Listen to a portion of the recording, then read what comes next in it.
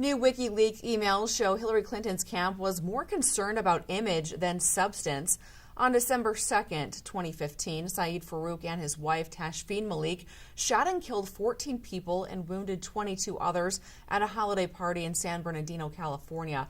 The attackers pledged their allegiance to ISIS before dying in a shootout with police later that day.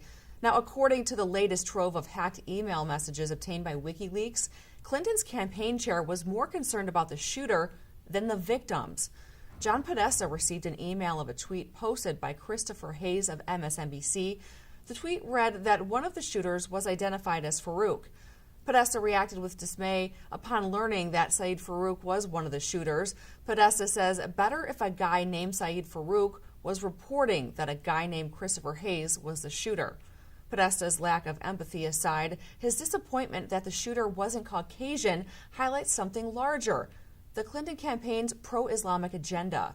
The problem with radical Islam? Well, the problem is that sounds like we are declaring war against a religion, and that to me is number one, wrong.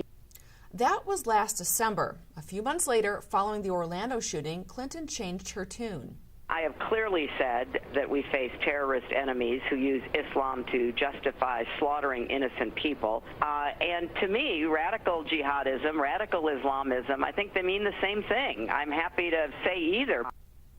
Donald Trump has repeatedly called out President Obama and Clinton for refusing to utter the words Islamic terrorism.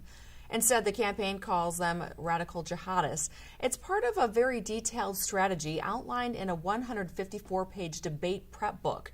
One expert from the prep book says, now, of course, there are those who twist Islam to justify mass murder, but we can't buy into the same narrative that these barbaric radical jihadists to recruit new followers. Declaring war on Islam or demonizing the Muslim American community is not only counter to our values, it plays right into the terrorist hands. So far, about 12,000 emails have been released.